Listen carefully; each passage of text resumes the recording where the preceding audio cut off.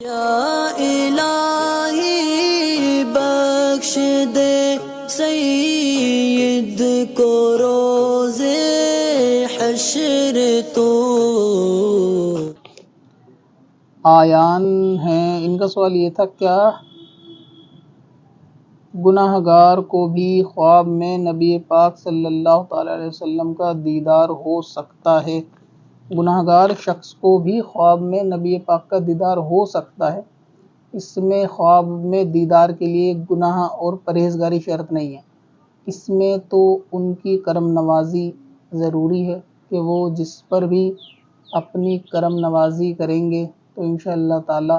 اس کی قسمت جو ہے وہ بدل جائے گی۔ اور خواب میں نبی پاک کے دیدار ہونے کے بعد آپ نے کہا کیا حالت بدلتی ہے، گناہ وغیرہ بندہ چھوڑ دیتا، تو بہت حد تک امکان ہوتا ہے کہ اس کو سچی ہدایت مل جاتی ہے اور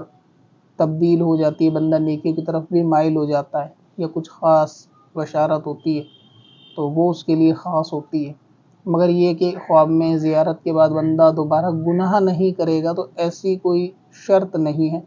ہو سکتا ہے بعد میں پھر شیطان اس کو بہکا دے، انسان ہے تو شیطان اس کو لگاتار بہکاتا ہی رہے گا، تو بندوں کو چاہیے کہ لگاتار اسی طرح توبہ کریں، جس طرح شیطان اپنا کام کر رہا ہے اسی طرح مسلمان اپنا کام کریں، کہ مومن کا ہتھیار ہے دعا، اور دعا کے دروازے بھی بند، توبہ کے دروازے بھی بند بھی نہیں ہیں، لہٰذا دعا کرتے رہنا چاہیے۔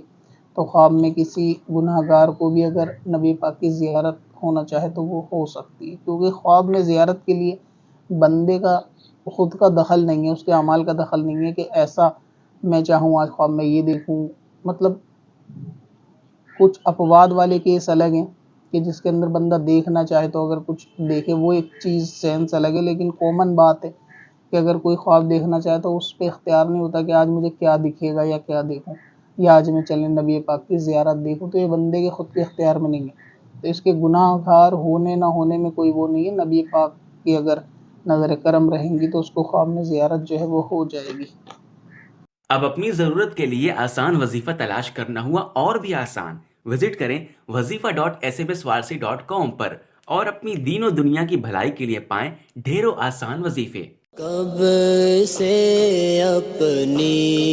خطاؤں کا شمارہ